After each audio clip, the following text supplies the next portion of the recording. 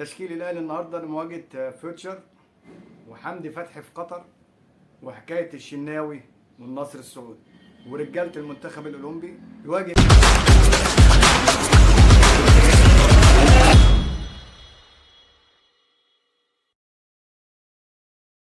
اصدقاء احبابي متابعينا في كل مكان، اهلا بيكم على قناه ايمن سبورت 2. النادي الاهلي فريق فيوتشر على ملعب الاهلي والسلام الساعه 8:30، وتشكيل الفريق كالاتي: حراسه المرمى محمد الشناوي، خط الدفاع علي معلول وياسر ابراهيم ومحمد عبد المنعم ومحمد هاني، خط الوسط محمد مجدي قفشه واليو ديانج ومروان عطيه، في الهجوم حسين الشحات وبيرسي تاو ومحمود كهربا. يتصدر النادي الاهلي الدوري العام برصيد 68 نقطه من فوز 21 مباراه وخمس تعادلات وبدون هزيمه. ففوتشر في المركز الثالث ب 57 نقطه من 4 هزايم و12 تعادل و15 فوز. حكم مباراه اليوم محمود البنا. الشناوي وحكايته مع النصر السعودي.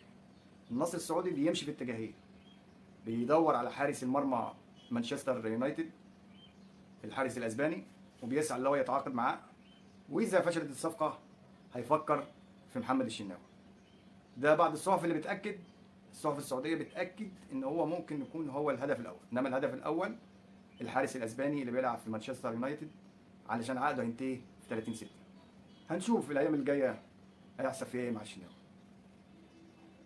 اما فتحي ففتحي نقول له شكرا، اديت مهمتك على اكمل وجه، ومنتظرينك تنورنا وتشرفنا في قطر، وربنا يوفقه ان شاء الله في الكشف الطبي، وهو تعاقد ب 3 مليون و250 الف دولار، ومبروك عليك يا فتحي. اما رجاله المنتخب الاولمبي تحت 23 سنه فتصدروا مجموعتهم، فازوا على مالي وعلى الجابون وتعادلوا مع النيجر، وتصدروا المجموعه ب7 نقاط. منتخب مصر الاولمبي يواجه غينيا في الدور قبل النهائي، الفايز يصعد للدور النهائي على نهائي افريقيا، وكمان يلعب في الاولمبياد ان شاء الله. وبرده الفايز من مباراه المغرب ومالي هيلعب في الدور النهائي، وبكده يبقى واخد بطاقه تاهل للاولمبياد ايضا.